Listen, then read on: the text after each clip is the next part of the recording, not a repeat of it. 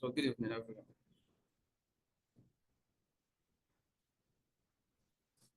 We'll be starting from where we stopped last week. For people that are just joining, I don't know what we are going to do about that because we started last week and we've covered a lot already. So what should we do?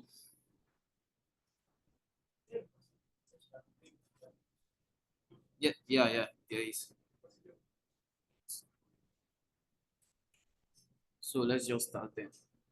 So the recorded one will be sent to the group for everyone to actually go through. Okay. So I will just try to reiterate myself again. You may see me kind of like reading in line, like trying to read and explain. So the reason being that the exam at the end of all of this is going to be a scenario based. So that means every information is vital, like it's very important. So we don't want to miss out any point. So that's the reason. So let's start. So we stopped at risk assessments last week.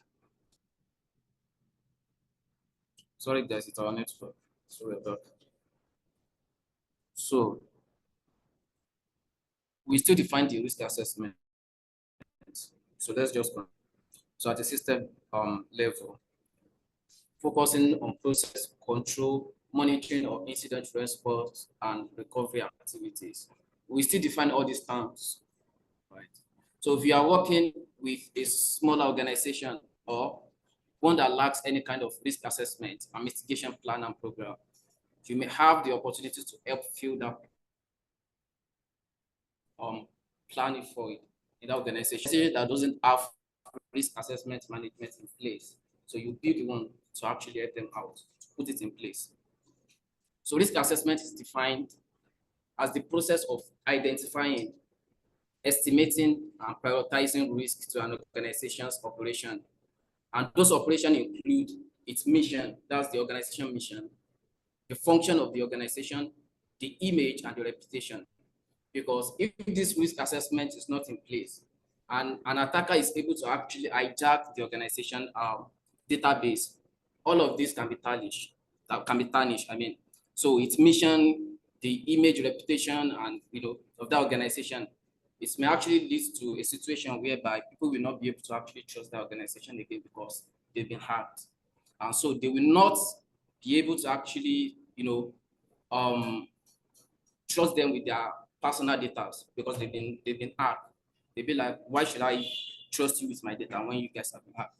So that means it can actually ruin their image if this risk assessment is not in place.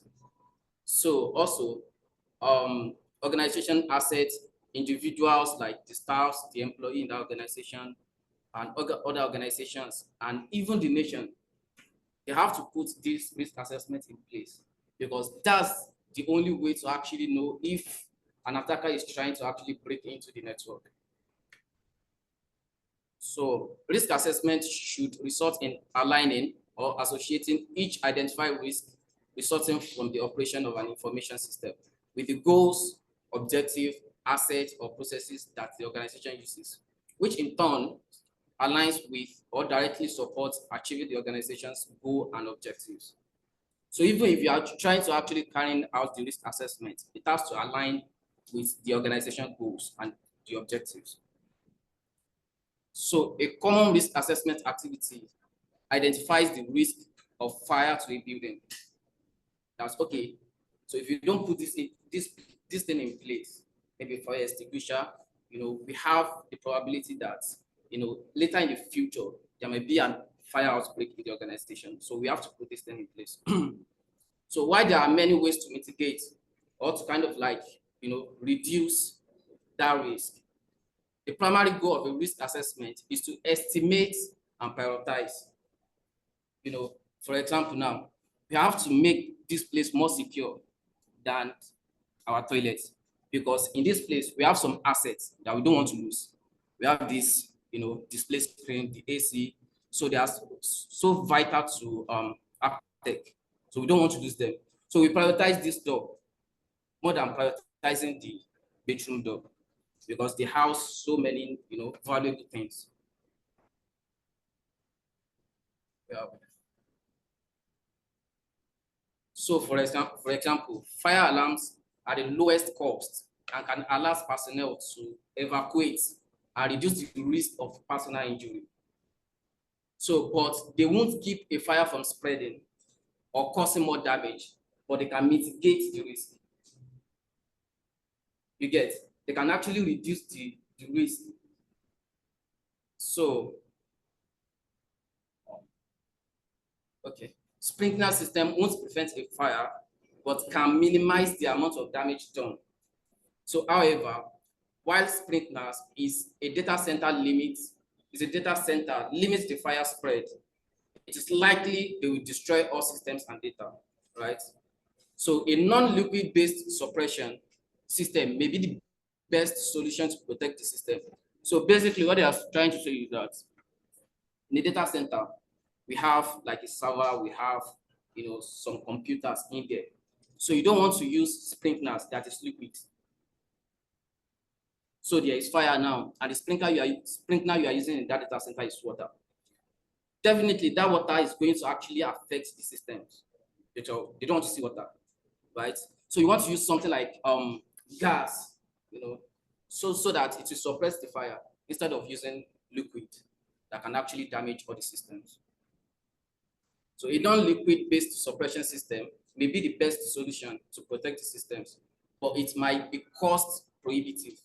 So it might kind of like be more costly than the liquid one, but it's still better to actually use that than the one that will actually damage all your system. So a risk assessment can prioritize these items for management to determine the method of mitigation that best suits the asset being protected. The result of the risk assessment process is often documented as a report or presentation given to the management for their use in prioritizing the identified risk. There are some risks that the manager will be like, okay, don't worry, don't mitigate it, leave it, let it come, we'll fight it. And there are some that will be like, okay, let's transfer it to the insurance company. If they damage, the insurance will pay for them. So after carrying out the risk assessment, you want to give the management of the organization that, okay, these the things we need to put in place. They may not be the ones to actually determine what they want to do. But you as a security person, you just want to carry out the risk assessment. And the management will be the ones to actually determine what's next to do. So this report is provided to management for review and approval. In some cases, management may indicate a need for a more in-depth or detailed risk assessment performed by internal or external resources. So you want to break it down to, you don't want to use all this technical jargon for the management so that they will understand what you're trying to say. So sometimes they'll be like, take it, break it down to our level, then bring it back, something like that. So now we have risk, how we treat risk. So risk treatment relates to making decisions about the best action to take regarding the identified and prioritized risk. So the decision made are dependent on the attitude of management towards risk, as well as the availability and cost of risk mitigation. The options commonly used to respond to risk are accept the risk. So risk acceptance is taking no action to reduce the likelihood of a risk occurring, right? This is the reason. Management may opt for conducting the business function that's associated with the risk without any further action on the part of the organization, either because the impact or likelihood of occurrence is negligible or because the benefit is more than enough to offset that risk. So there are some risks that, the amount that you are going to spend trying to mitigate that risk is even more costly than the control mechanism like firewall we want to put in place, right? So in that case, you want to actually put the mitigation control in place. And there are some other times whereby the risk is more, or the mitigation control you want to put in place is more costly than the risk.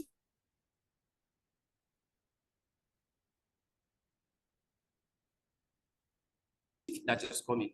So in that case, and let's everybody rest, and they can try to avoid the risk. So risk avoidance is the decision to attempt to eliminate the risk entirely. So this could include ceasing the operation for some or all activities of the organization that are exposed to a particular risk. So organization leadership may choose risk avoidance where the potential impact of a given risk is too high, or if the likelihood of the risk being realized is simply too great. So in this case, they want risk avoidance. They want to avoid it. Then we have reduce or mitigation. So the risk mitigation is the most common type of risk management and include taking action to prevent or reduce the possibility of a risk event or its impact.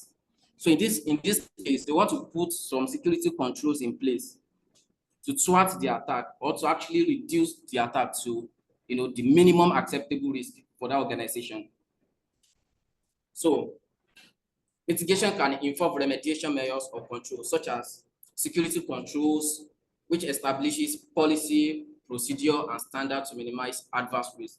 So we still define policies, procedure, and standards. We get to know what they are all about as we move on. So risk cannot always be mitigated, but mitigation such as safety measures should always be in place. They cannot always, mitigate risk, because in security there is a word that says no system is 100% secure. Go and put all those control in the whole world in place, they will still have you. But it's still better to actually put some controls in place to actually mitigate the probability of them hijacking the system. Then we have transfer or share the risk. So risk transference is the practice of passing the risk to another party who accept the financial impact of the harm resulting from a risk being realized in exchange for payments. So a common example is an insurance company or policy. So this is the table. We have avoidance, acceptance, mitigation, and transfer. So let's talk about risk priorities. So once risks have been identified, as a cybersecurity person, you want to identify risk. And once you've seen a risk in an organization, the next thing is to prioritize that risk and analyze risk through qualitative risk analysis and or quantitative risk analysis. So this qualitative risk analysis. So qualitative risk analysis is a method for risk analysis that is based on the assignment of a descriptor such as low, medium, or high. So in this qualitative risk analysis, we are not dealing with number, right? We are just dealing with, is the risk high, is the risk low? So we are not even putting $ or amounts in this. So we are just verbally saying it. So that's actually qualitative risk analysis. But quantitative risk analysis, we are talking about quantitative risk analysis. So it's a method for risk analysis where numerical values are assigned to both impact and likelihood based on statistical probability and monetary valuation. So that if the impact or if an attacker is able to actually penetrate to our organization, what's the cost? If they cause a damage, how much are we going to spend to actually bring the device up with it? So typically, risk assessment occurs in progressive phases, starting with a qualitative or subjective assessment. Afterward, further qualitative assessments or quantitative assessments are also known as objective assessments. Will be conducted to determine which risks are most important to treat based on critical organization functions. All the assets, they don't have the same priority. So you want to focus more on your database than you want to actually focus on your application, because they house so many valuable things and personal information of people. So understanding your organization overall mission and the function that supports the mission helps to place risk in context, determine the root causes, and prioritize assessment and analysis. In most cases, management will provide direction for using the findings of the risk assessment to determine a prioritized set of risk response actions. One effective method to prioritize risk is to use risk matrix, which is what we drawn at the bottom, which helps identify priority as the intersection of likelihood of occurrence and impact. It also gives the team a common language to use with management when determining the final priorities. For example, a low likelihood and a low impact risk might result in a low priority because the likelihood that the event will occur or the probability that the event will occur is very low. It's one of 100. And the impact too is very low. So in that case, you don't really want to actually put priority on those things because they may not actually affect your organization in any ways. So while an incident with a high likelihood and high impact results in a high priority, that's understandable. So assignment of priority also may be influenced by business priorities, the cost of mitigating the risk, or the potential for loss if an incident occurs. So this is it. This is the table. High priority, low impact. If you have high priority and high impact, then we go on. So like that. So we have risk tolerance, how we tolerate risk.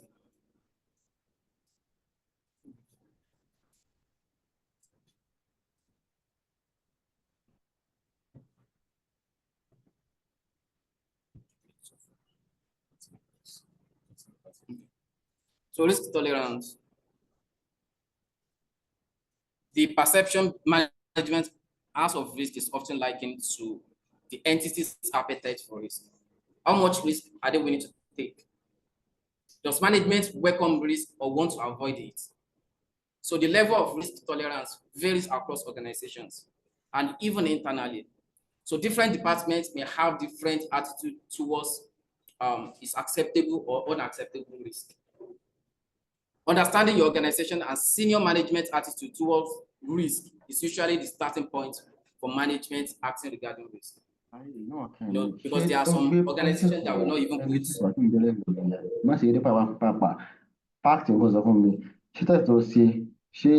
or positive? With your mic. Let me help you with that. Because there are some organizations that will be like, we can never be hacked.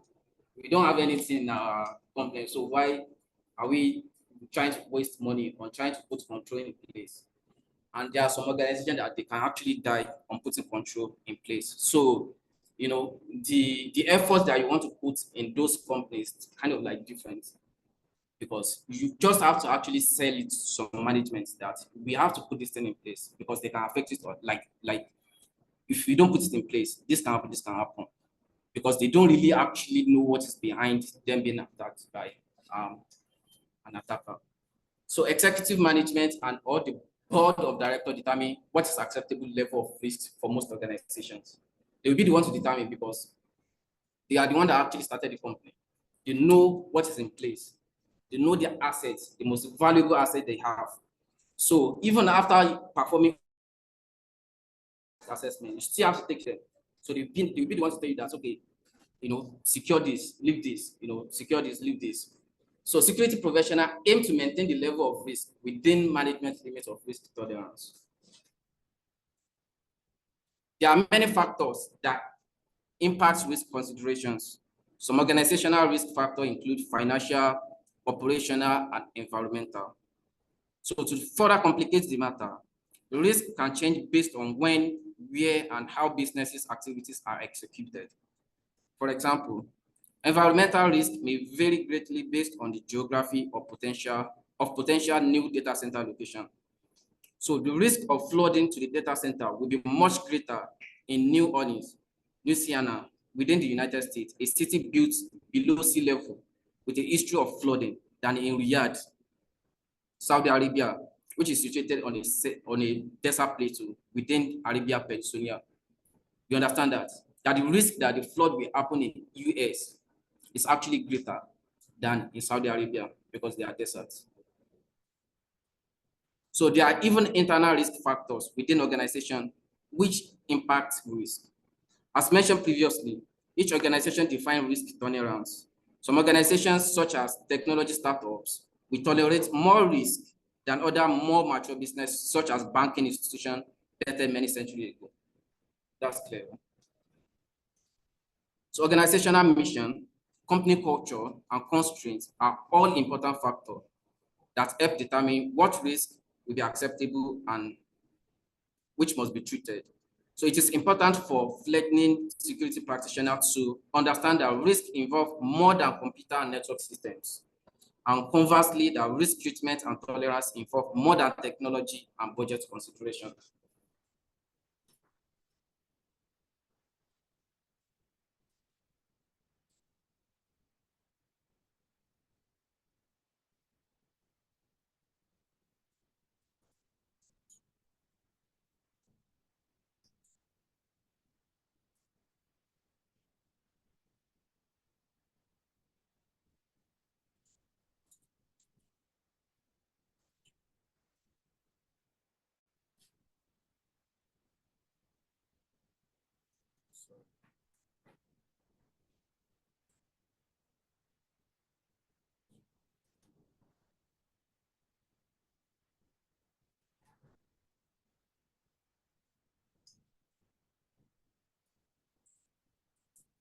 So let's understand security controls.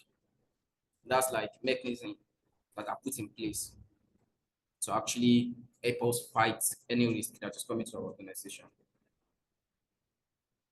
So security controls pertain to the physical, technical, and administrative mechanism. So we define those terms: physical, technical, and administrative control. So we are still going there. That acts as a safeguard or controls or countermeasures prescribed for an information system to protect the confidentiality, integrity, and availability of the system and its information.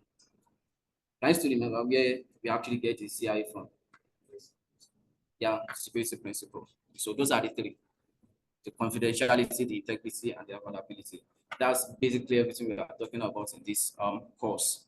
We don't want any of this to actually be compromised. The confidentiality of the data, the integrity of the data, and availability of the data. So the implementation of control should reduce risk to an acceptable level. So now let's talk about physical controls.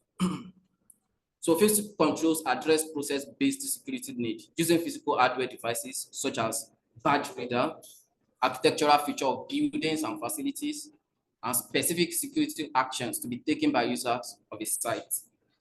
So physical controls, these are the mechanisms or the countermeasures that are put in place, to actually prevent an adversary from coming into your company. So, and we've cited an example. So we have fence through, we have security guard, we have camera in most cases. So they typically provide ways of controlling, directing, or preventing the movement of people and equipment through a specific physical location, such as an office suite, factory, or other facility. So physical control also provide protection and control over entry to the land surrounding the buildings, parking lots, or other areas that are within organization control. So in most situations or cases, physical controls are supported by technical control as a means of incorporating them into an overall security system. So we still talk about technical control. So visitors and guests accessing a workplace, for example, often must enter the facility through a designated entrance and exit, where they can be identified and their visit purpose assessed before allowing or denying entry. Meanwhile, employees are usually allowed to enter using company-issued badges or other tokens to assert their identity and gain access. This requires technical control to integrate. So that means they are talking about badge. This requires technical control to integrate the badge or token readers. The door release mechanisms and the identity management and access control system into a seamless security system. So basically, physical control is just what you can see that can actually prevent unauthorized entry to your organization. We talk about them like the door, the fence, the security guards, and all of those things. Then we have technical controls. So technical controls, which is also called logical controls, are security controls that computer system and networks directly implement. So these are the controls that you are normally, it's normally being configured by an admin of an organization using your computer or network. So these controls can provide automated protection from unauthorized access or misuse, facilitates detection of security violations, and supports security requirements for application and data. So technical controls can be configuration settings or parameters stored as data, managed through a software graphical user interface, GUI, or they can be hardware settings via switches, jumper plugs, or other means. The implementation of technical controls always requires significant operational considerations and should be consistent with the security posture of the organization. So you will examine technical controls in more depth in later section in this chapter and in subsequent chapters. So that means we are still going to talk more about it. Then we have the last one, which is the administrative controls. So administrative controls, which is also known as managerial controls, are directives, guidelines, or advisories aimed at the people within an organization. They provide framework, constraints, and standards for human behavior and should cover the entire scope of the organization activities and its interaction with external parties and stakeholders. So it is important to realize that administrative controls can and should be powerful, effective tool for achieving information and system security. Even the simplest security awareness policy can be effective control if fully implemented through systematic training and practice. Many organizations improve organizational security by integrating administrative controls into task-level activity and operational decision process. One common example of integrating security into business processes via administrative control include human resource department, use of onboarding and offboarding procedure for employees. So basically, onboarding is trying to actually, bring people into your company, giving them their access control, what they can do, what they cannot do. And offboarding is basically maybe when they are, leaving your company or you sack them. So you onboard them, they will drop all the things that you gave them while you onboarded them. So onboarding process may help ensure security awareness through required training, acceptable use of organization resources through policies, and properly scoped account access through position assignments. So if you have any question, you can ask me. Thus far, have anything? Anything? Thus far. So let's just move on.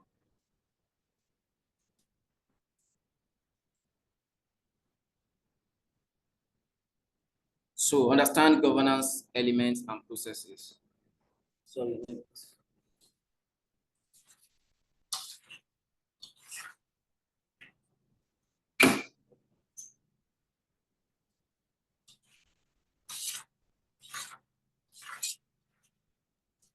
So understand governance elements and processes. And these are our objectives. So we want to distinguish between policies, procedures, standards, regulation, and laws. And also, we want to recognize the relationship among governance elements.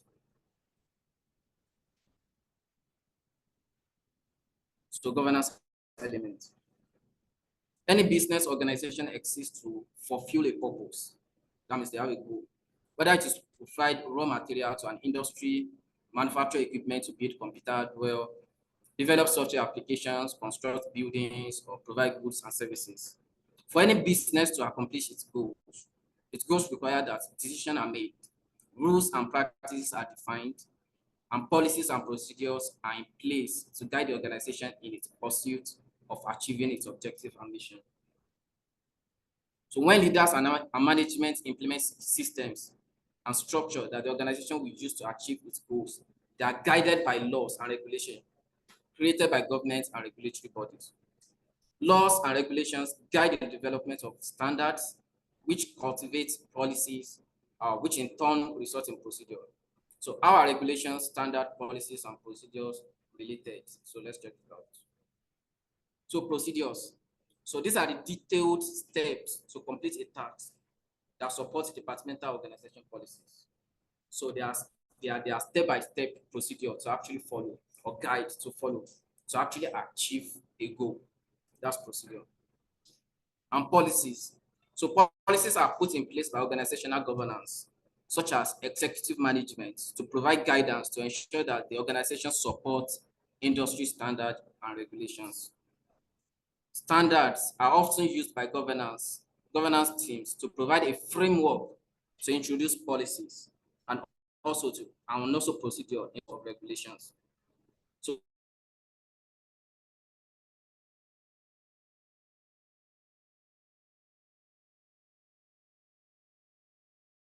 form of laws, you are going to be fine.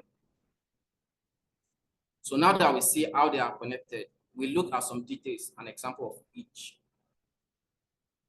So let's start from regulations and laws.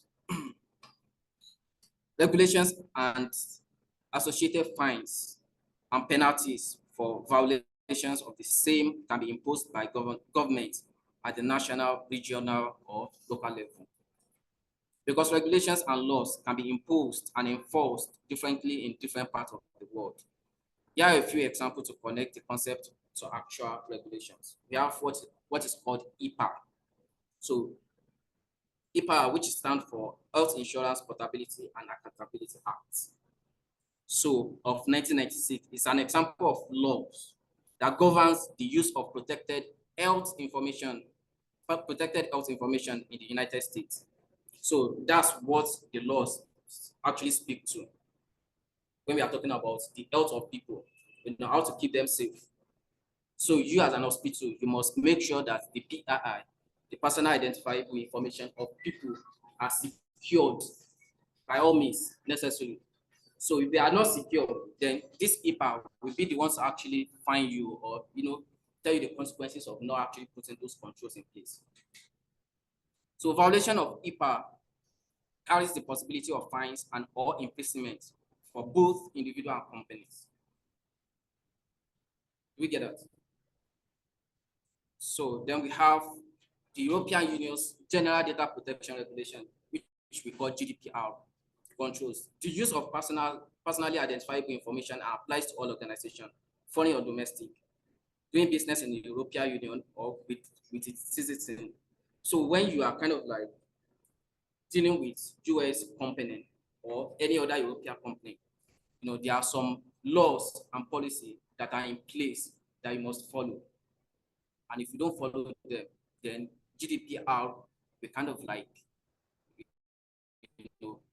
be the ones who carry out a fine or any imprisonment that actually belongs to you because you don't follow all those policies. So it includes provisions that apply financial penalties to companies that handle the data of EU citizens, even if the company does not have a physical presence in the EU. Even if you are working, remotely, or you are doing your business online without any physical presence in EU or US, let me use US. So you still want to follow those policies and rules. So finally, it is common to subject to regulation on several levels.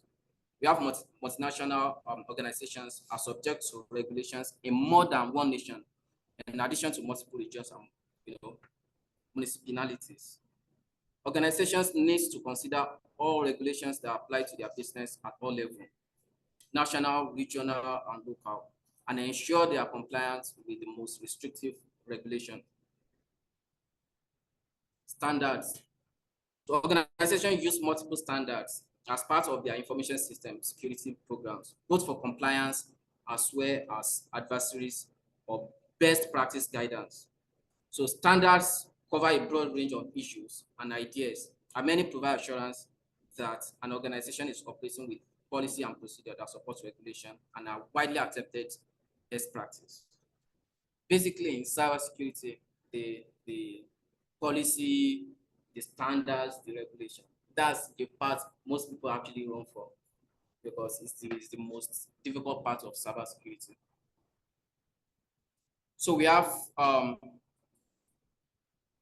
the International Organization for Standardization, which we know as ISO, And this ISO still have some policy with them. We have ISO 27001, 27002, and like that. But they are not actually listed there.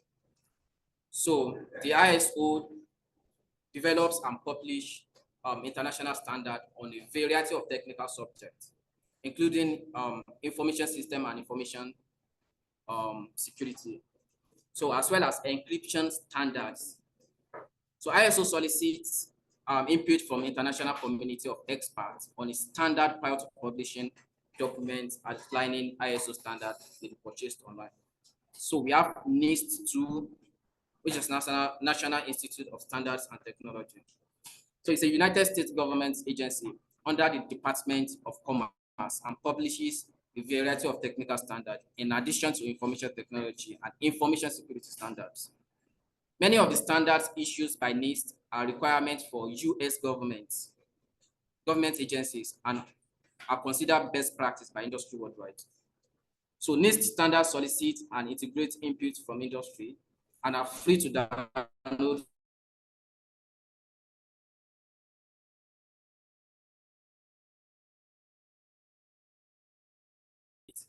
they are certified ISO company. But as for NIST, it is free. So thanks to the Internet Engineering Task Force, there are standards in communication protocols that ensure all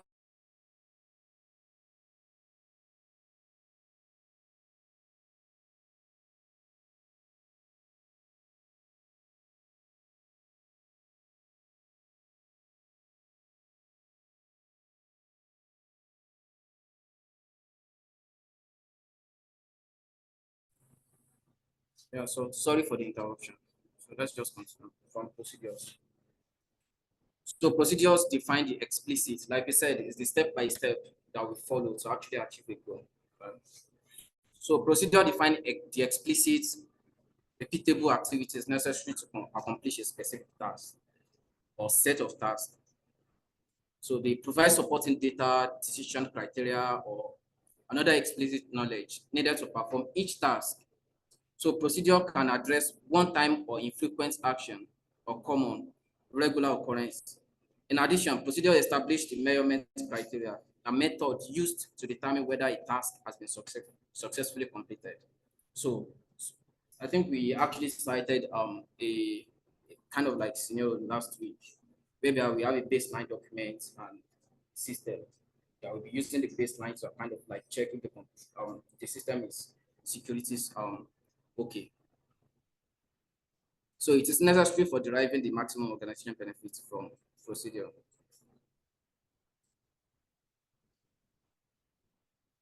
So yeah, let's understand ISC2 code of ethics.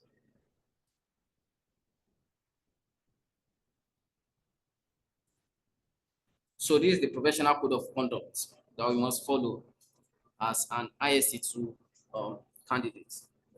Before they can actually give you any certification, you have to follow all of this. If you don't, they won't be able to actually issue the certification for you. As a this code of conduct, you have to follow it before they can actually issue any certification for you. ISC2, yeah. Even if you write the exam and they find you kind of like, not doing any of this, they will not issue the certification, even when you've paid. So the first one is all information security professionals who are certified by ISC2 recognize that such certification is a privilege that must be both earned and maintained. All ISC2 members are required to commit and adhere to the ISC2 Code of Ethics. So for more information about that. So ISC2 Code of Ethics Preamble. The safety and welfare of society and the common good, duty to our principals and to each other requires that we adhere and be seen to adhere to the highest ethical standards of behavior. Therefore, strict adherence to this code is a condition of certification. So ISC2 Code of Ethics General Rules or canons. So the following are the ISC2 Code of Ethics canons or general rules. The ISC2 Code of Ethics are listed in order. The most important come first. and the rest are in order of priority. So the first one is protect society, the common good, necessary public trust and confidence, and the infrastructure. Act honorably, honestly, justly, responsibly, and legally. Provide diligent and competent services to principals and advance and protect the profession. So basically, that's it. It's no more than that.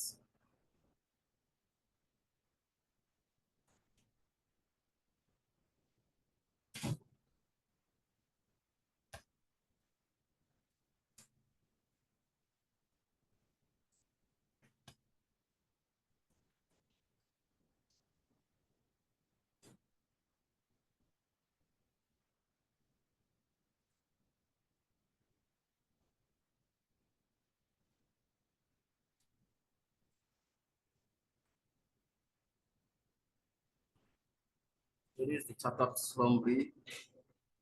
So for people that are not in class last week, I think you can just actually seize the opportunity to actually follow us. So in this chapter, you read about security principles, starting with concepts of information assurance, which is confidentiality, integrity, and availability. The CIA triad was highlighted as the primary component of information assurance. The C stands for confidentiality, which simply means that we must protect the data that needs protection and prevent access to unauthorized individual. That simply means that you only want to give access to people that are authorized to actually, have access to that information. You don't want any unauthorized people to get hold of that information. That's confidentiality. You want it protected all the time. And if it is not protected, that means the confidentiality of that information has been compromised, which you don't want to do. The second, the high represents integrity. We must ensure the data has not been altered in an unauthorized manner.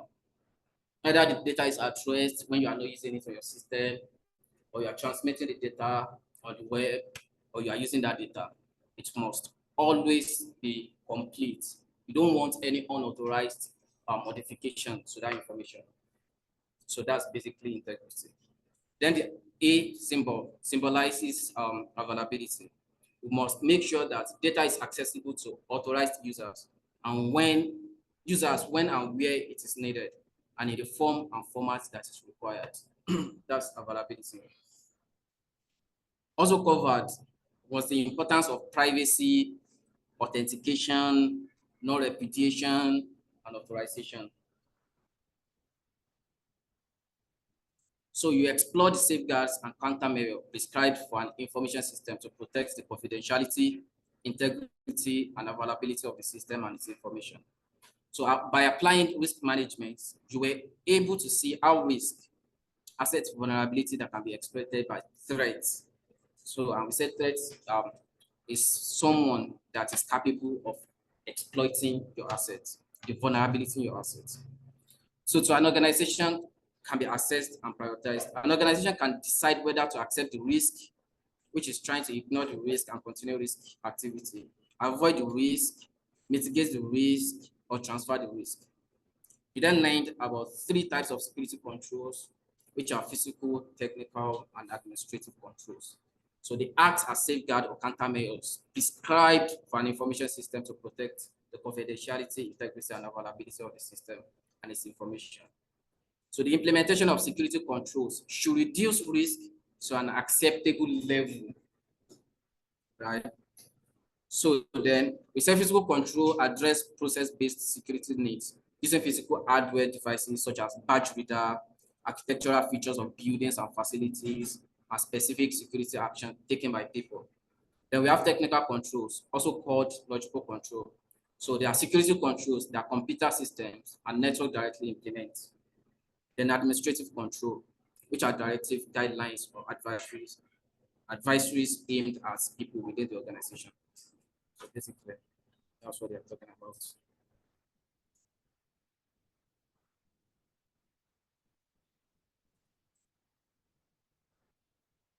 So now I've been talking. So it's now your own turn So, shall we? So, it's both on-prem and people online. So, people online, you just have to drop your own answer, then we check as well. So, you type your answer, we check if you are correct, and we ask people on the site too. So, let's begin. So, we have time to relax now. So, the first one, a chief security or chief information security officer, the CISO of an organization, as a large organization documented a policy that establishes the acceptable use of cloud environment for all staff. This example of, when I started the class, I was like, the reason why I'm reading inline is because there are some information that are vital and you don't want to miss. So you don't want like a summary or like a slide. So you want to actually read to get it. This is kind of question you will see when you register for the exam. It's scenario based. It is scenario that a chief information security officer at a large organization documented a policy that establishes their acceptable use of cloud environment for all staff. This is an example of what? A, an administrative control, B, a technical control, C, a physical control, D, a cloud control. Sir? B. I will specifically for you. You were in class last week. Yes, now. What's the answer? There's nothing like maybe. What's your answer? Like final answer. I'm asking you. Cloud control. Really? Like you're serious?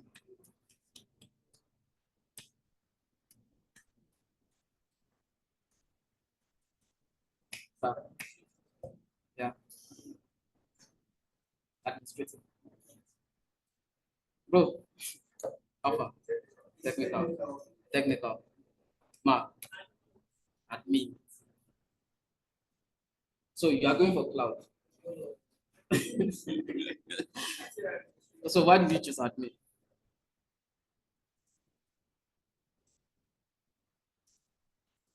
We are basically representing people that choose admin.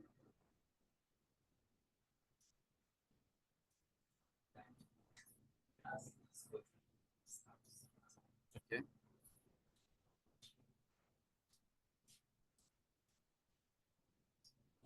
Different answer, right? Which one did you choose? Admin. Let's check people now. You have C. Someone choose a physical control, and someone choose an admin. But why did you choose administrative?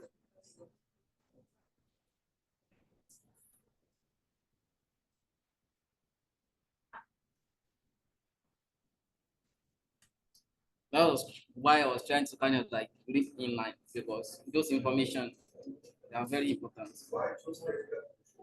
Yeah. Mm-hmm.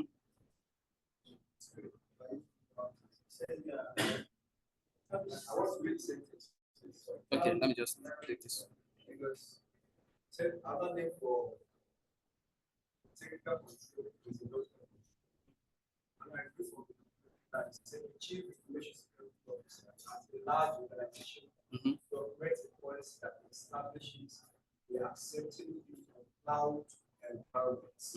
That cloud environment is technical because it requires something beyond physical and requires something beyond the administrative aspect of control. So cloud is technical. That's why I choose that. We want to say something.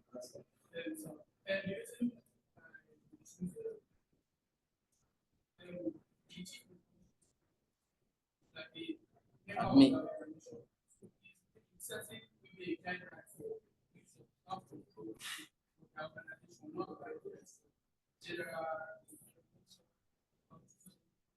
So I think we have more admin than technical. Which we choose admin. Admin. So we go for admin. So that means the big guys miss it. You'll be blamed. So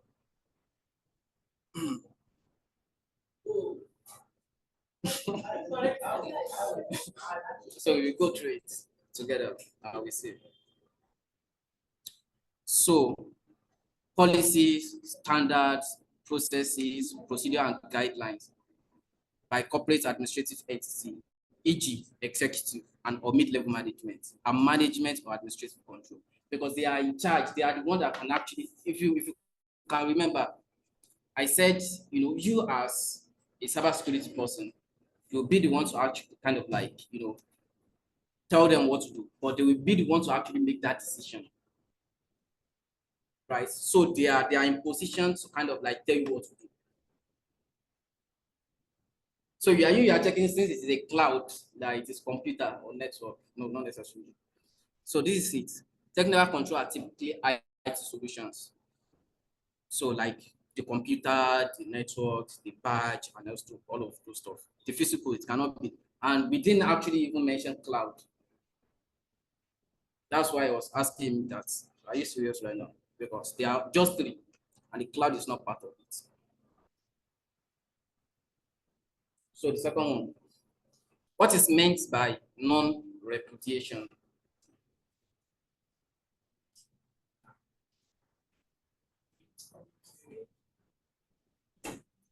A.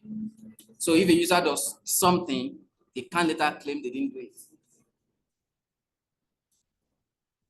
B. Controls to protect the organization reputation from harm due to inappropriate social media posting by employees, even if on the private account and personal time.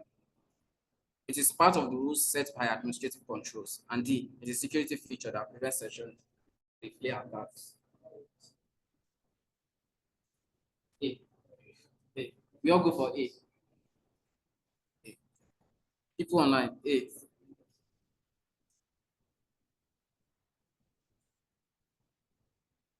Yeah, we showed it. I hope you see it. B. Okay. Yeah, almost our time. Let's check it out.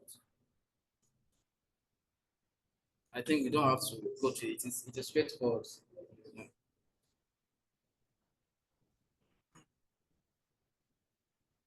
Which of the following is not one of the 4 typical ways of managing risk? A. Avoid. B. Accept. C. Mitigate. D. Conflict. Yeah?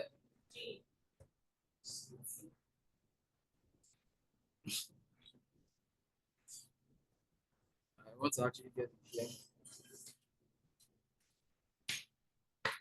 What's the answer? D.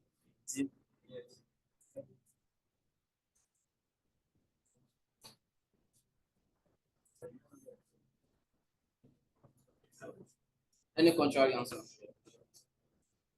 Any contrary answer? D. Yeah. That's what yeah, I think it's straightforward as well. We don't have to. Okay. Please help me to read it yourself, and I will come back to yeah. Solution.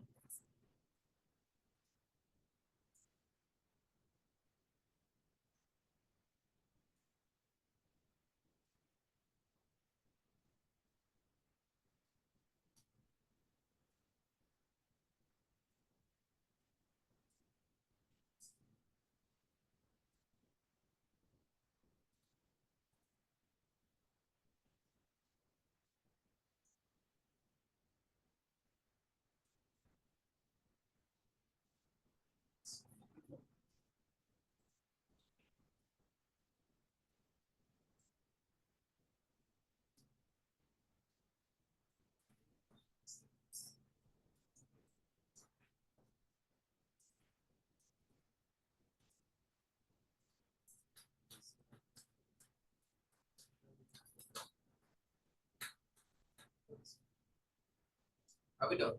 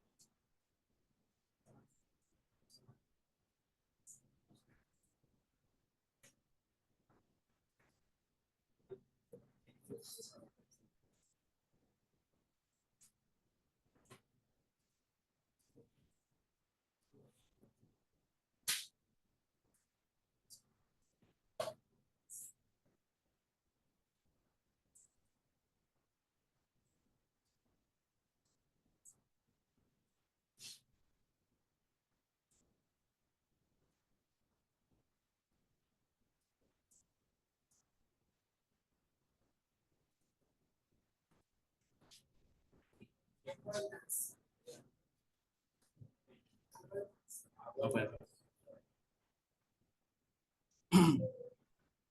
So one is deciding whether to make an online purchase. The vendor wants Silver to create a new user account and request Silver's full name, home address, credit card number, phone number, email address, the ability to send marketing messages to Silver, and permission to share this data with other vendors. Silver decides that the item for sale is not worth the value of Silver's personal information, and she decides not to make the purchase. What kind of risk management approach did Silver? So we all go for A. Everybody, let me check people online. So we have BDA.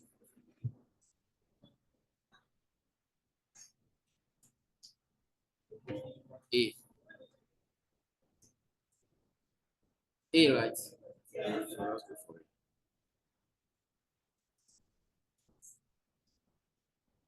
So it's avoidance because this is an example of avoidance. So I avoid the risk of unauthorized use of our personal data. So I choose not to engage in the activity. The fifth one. Gillerman is the system admin for a mid-sized retail organization. So X has been tasked with writing a document that describes step by step how to secure and install the operating system on a new laptop. This document is an example of what? Yeah? Okay. And everybody's going for C. So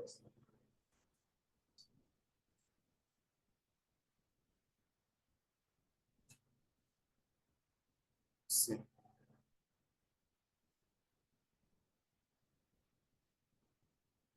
I think it's straightforward too, but step by step and also achieve the task. 6.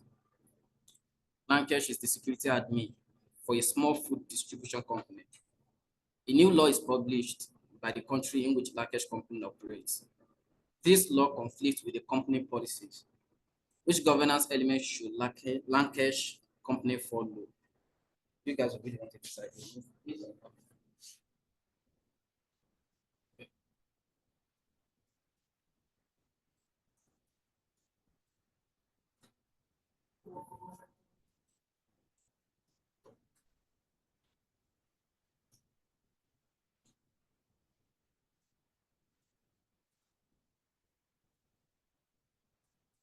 It's fun now. But in the exam hall, it's not like this. These scenarios, they are more kind of like technical. I did it too. My palm was sweating.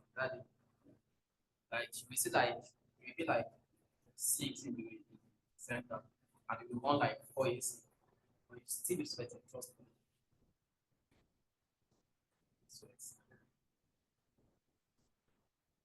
So I think we actually go through registration tomorrow. First thing, maybe half of our class to know how to get the material and you guys will schedule your exam time when you want to write the exam.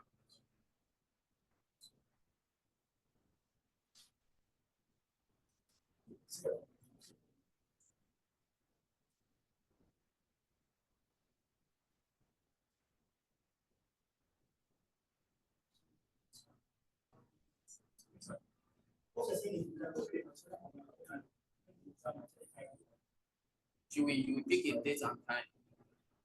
So I will show you how to actually get the material tomorrow. Then maybe during that period too, you can register and schedule your time. Anytime you want to write it.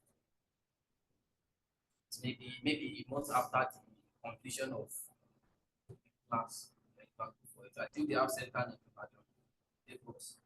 They don't have.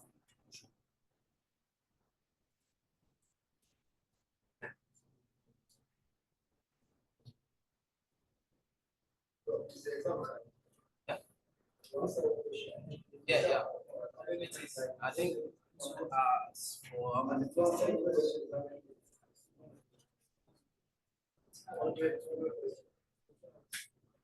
I think it's going to be like around 100. Yeah, 100. And you just get to some points, and you like we just picking answer because when you are trying to actually read this kind of scenario, you see like 50 of them, you'll be tired already. So you just be like, this should be, I've seen this, let me pick this, and you just start guessing. But that's why I'm saying that's the reason why I'm reading inline, so that we will not kind of like miss out on information that is necessary. So what's the answer? D. D. A. A. I think we have more A now. D. We have two D. So one person more. A. Let's check it out. Have D. So we have more A's.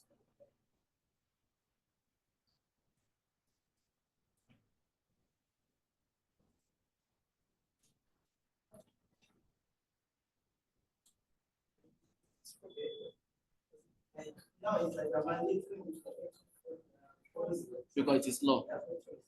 It doesn't have any choice. Because that's the law of that country. Organization itself must follow that law.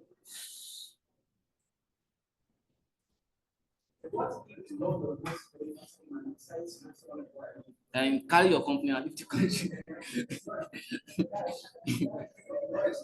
Law is law, so and they are above everybody else.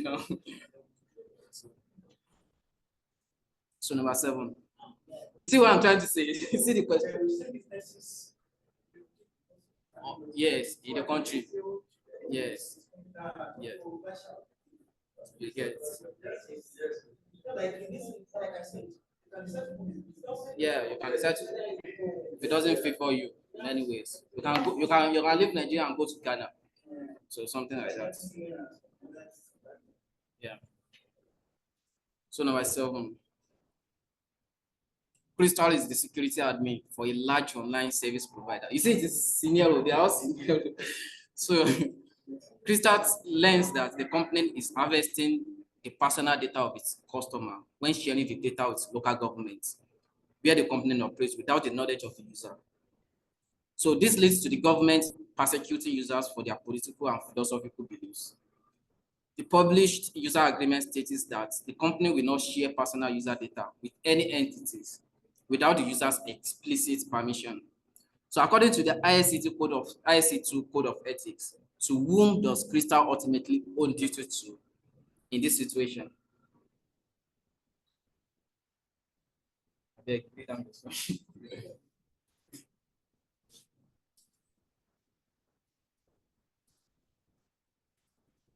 So according to the ISC2 Code of Ethics, we all went through it together.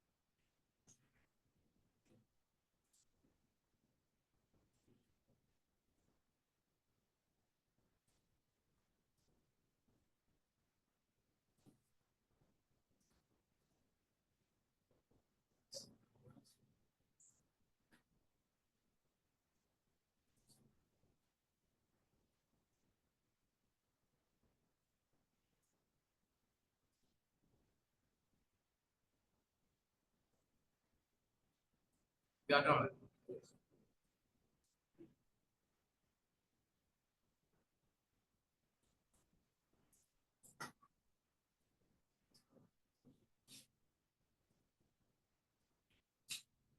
So what's the answer?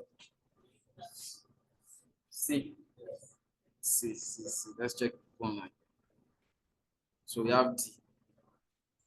Mary, Isaac, D, really. C, we have more C. Yeah. Because the ISC2 Code of Ethics, canons, or general rules are listed in order of primacy, like how important they are. So the most important comes first, and the rest are in order of priority. So Crystal owes duty to each of the listed in the answers. However, the users are the most important entity in order of code of hierarchy. As the users are described in the first canon, society, the common good, and the public. That's the first. Should we go back to the law? So that's the first one. So it's the most important one to actually follow. So number 8, while taking the exam for this certification, you notice another candidate for the certification cheating. What should you do? I think the option is there. I think the option is there too. I think the option is there. So you've chosen your own.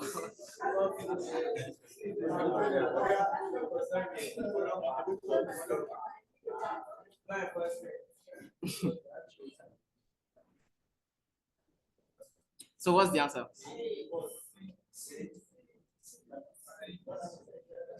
C. D.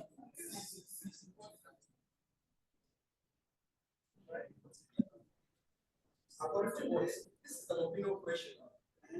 It's an opinion task question. Okay. Oh, yeah, let's see.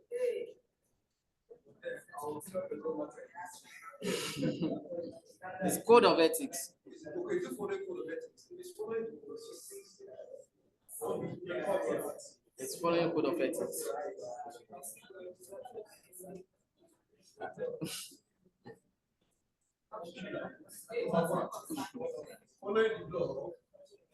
Following the ISC2 code of ethics.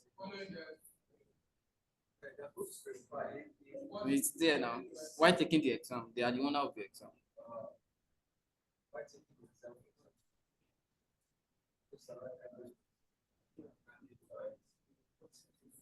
So we should go for C. A.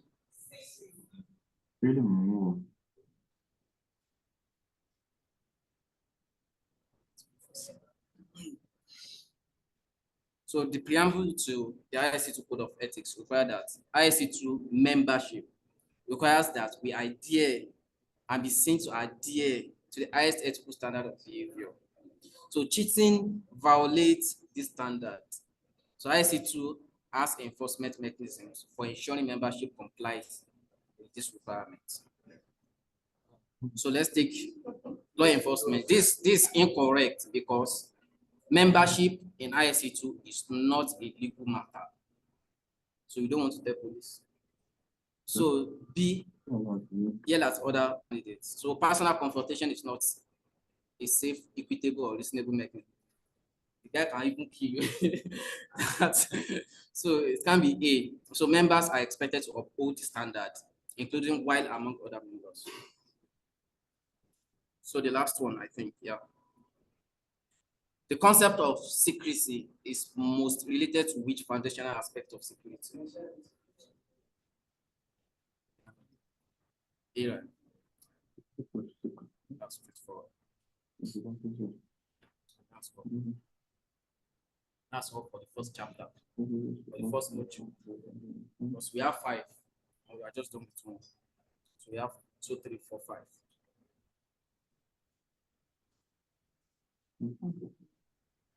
I think we still have like 30 minutes to go.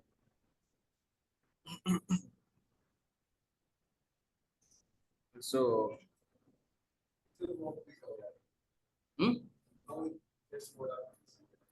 other quiz. So you do that yourself when getting the material. So we have other quiz for other chapters.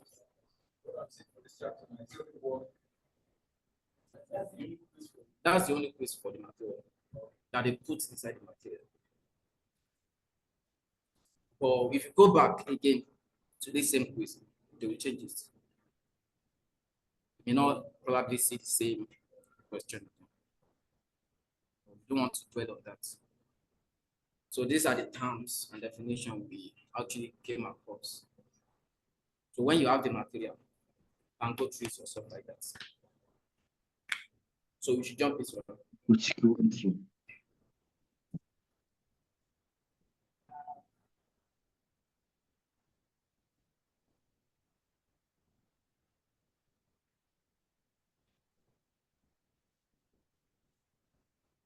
So we use first half of tomorrow to get the material, and for the people that actually want to register for the exam, you can do that tomorrow too. And just pick a day or anytime you want to actually. That's why you are here. You are not paying for it. So Aptech is what is it? No, you are not paying. Aptech is not connecting it. Yeah. And like I said, it is a well-recognized certification. You can actually use it to secure an entry-level job. It's well known all over the world.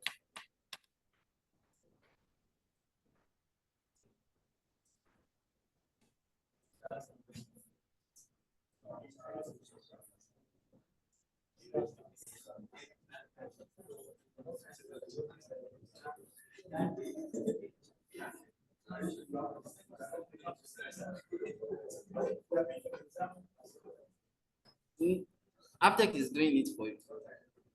So you are writing it freely. I think Aptech just want to do it for you guys free. So you are collecting the certification and stuff. I don't know. But that's what the head of the what's it called? The center actually told me. You guys are doing it for free. We did it last year.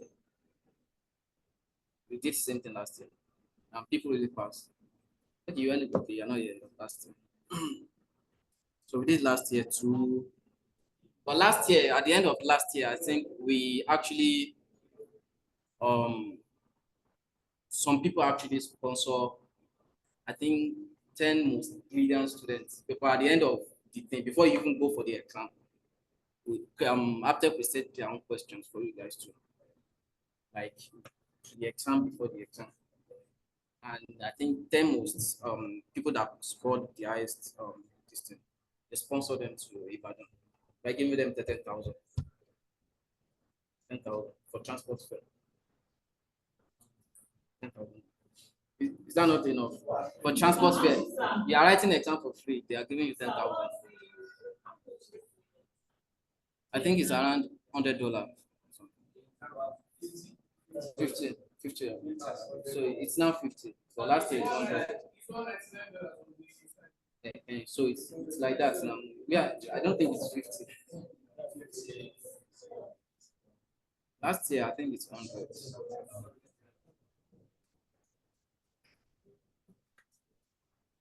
So I think you're doing it for free.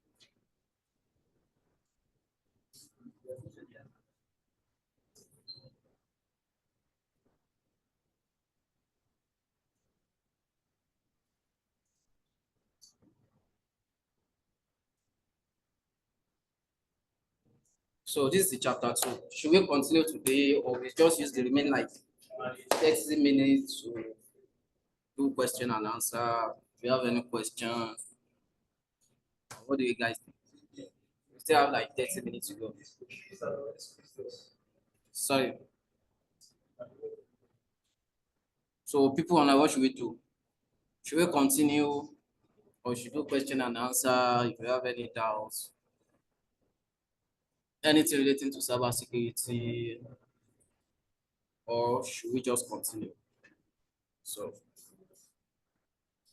what do you guys think?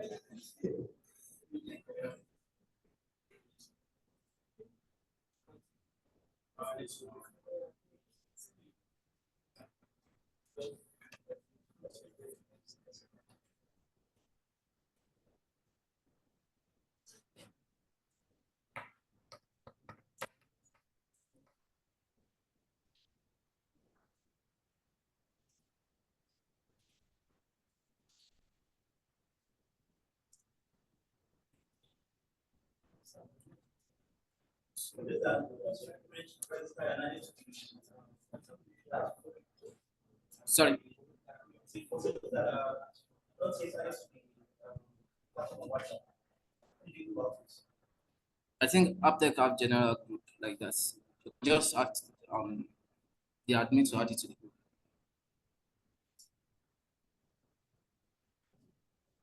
So they just add it to the group.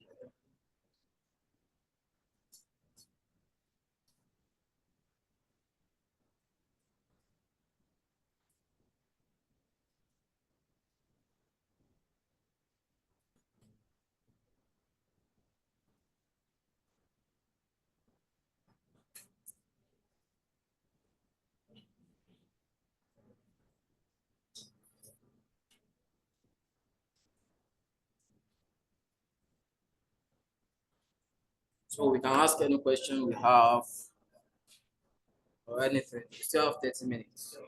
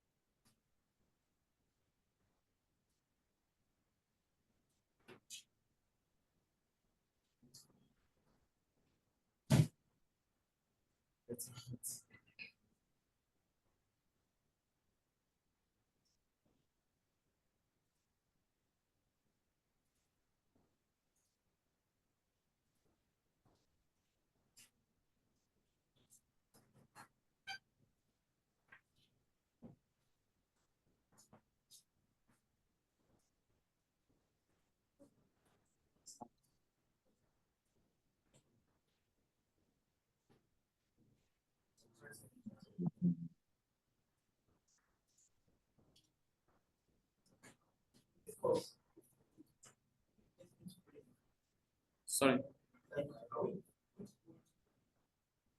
coding? No. No. Basically, cybersecurity really. It's just when you are talking about, you know, hacking, and you don't really need like core coding like that. Just something to actually write your script and to be able to actually read code. That's everything you need. Even if you want to hack anything, you really don't need to know how to code. I think that's one of the reasons why people don't actually delve into cybersecurity because they think it's all about coding. No, it's not. It's just about reading.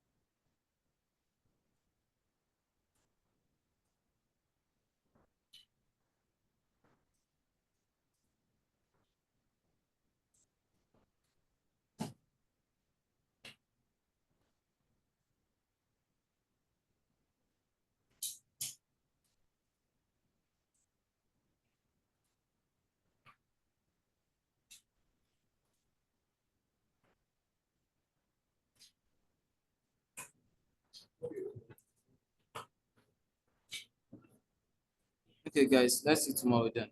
How can we protect our company from hackers? So don't worry, that's where we are going. How to protect our company from hackers. So basically, you don't want me to jump, right? So we've actually talked like some part of it already. So just have to put some mechanism in place to make sure that you know an attacker don't actually penetrate our organization.